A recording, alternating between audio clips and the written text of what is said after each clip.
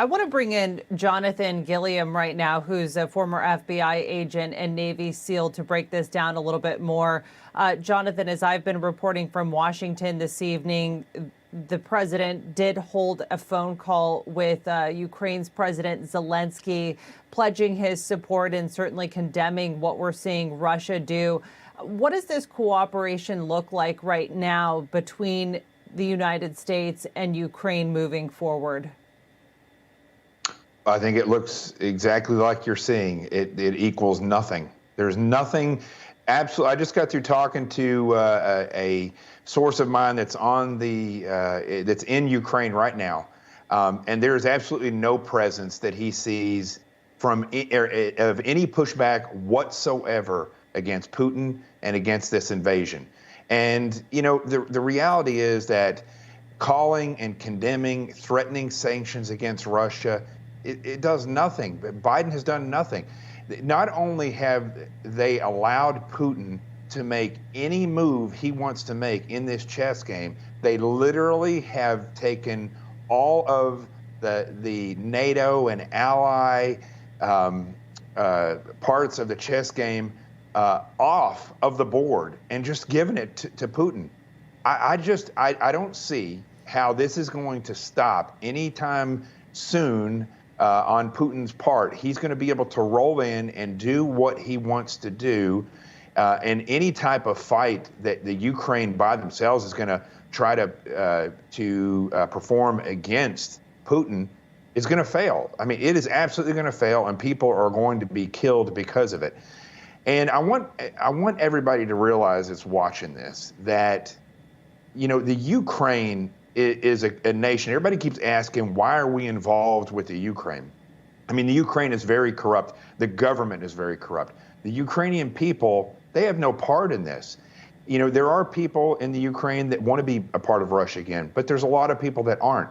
But what people have to realize is that the Ukraine broke away from Russia after the communist regime ruled them for so long. And these are people that sought out freedom from Russia. Now, if they sit down and they come to an agreement of how Russia can be a part of this again, that's one thing, but that's not occurring. And what we're seeing now is Putin, who's a former KGB officer, being allowed to basically maneuver wherever he wants, to take whatever land he wants. And what that's going to do is it's going to increase the power of the Russian government and Putin in many different ways in the economy around the world.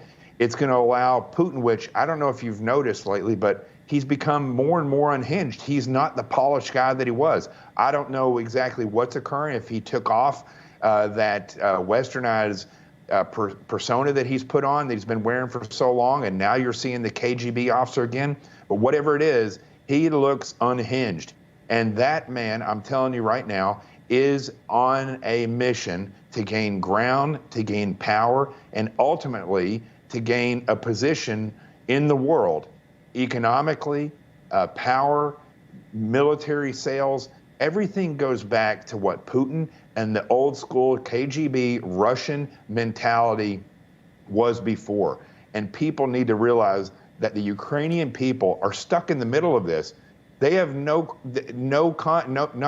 ability to fight against this, and their allies, their supposed allies, never even showed up to the game. They just sat back, whether it's England or whether it's the Ukrainian president himself, whether it's the United States or any of these other allies. They're nowhere to be found. NATO, nowhere to be found. No one is doing anything except saying that we're going to get together tomorrow and talk about this and push sanctions for us. Let me say, if sanctions didn't work against the Taliban, there's no way they're going to work against Russia. That is Jonathan, I'm curious to get your perspective. This does not work. Yeah. I'm curious to get your perspective of the fact that for months now, Republicans have been drafting what would have been preemptive sanctions in this. Is there any turning point in this conflict that might have deterred the action that we're seeing by Russia in Ukraine? In other words, we're seeing this carefully laid out plan by Putin unfold in real time right now. on the ground in Ukraine. There was talk that this would be maybe perhaps a minor incursion. And now, we may be looking at a full-scale invasion, particularly when you take into consideration the fact that Kiev is under attack. Was there a tipping point in this that might have been a larger deterrent for Russia? Would preemptive sanctions have made a difference here? No, first thing you have to realize is that when you say that the Republican Party was doing anything, there is no war-fighting machine called the Republican Party. You have some grandstanders that call themselves Republicans in Washington, D.C., and you have loosely affiliated politicians around the nation that get elected under the guise of a Republican Party. But there is no war-fighting machine that sits back, called the Republican Party, that goes to Washington, D.C. and says, we are going to make sure that this goes forward. That power play does not exist. That's the first thing you need to realize. Secondly, somebody like Putin, you can sanction him. You can put something out there that says they're going to sanction him, and he will maneuver around this some way, somehow, because he is a power player. And thirdly, when you look at this entire thing, Putin is a man that understands force, just like the Taliban understood force, just like Iran understands force. And in politics, in westernized politics today, force is the last thing that they want to use. They want to threaten with things like sanctions. They want to threaten people that live by the sword with the dollar. And ultimately, unless you're able to take all their dollars away where they starve or where they just can't get what they want, your sanctions will mean nothing. And so the only thing they could have done against Putin, if they wanted to include sanctions in this, was to show him the force that we have and the ability to stand against him. That did not happen. And that is not something that you can do after the fact. Once he starts invading with hundreds of thousands of troops and all the tactics and the special forces and the aircraft and everything that he has, once that starts, you can't just show up to the battle and say it's going to stop.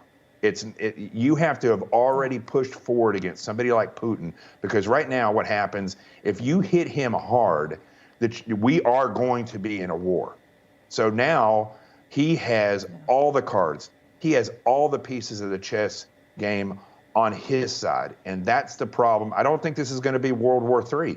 I think the parts of Ukraine that he wants, he's going to get, and then he'll step to the table and present to the world an image of he's going to come and he's going to have talks. That's exactly what I see happening, but I don't see the United States or any of these other westernized countries or the Republican Party waging war on Vladimir Putin. Jonathan Gilliam, we really appreciate your analysis at this very late hour as the situation unfolds there. We appreciate you being with us.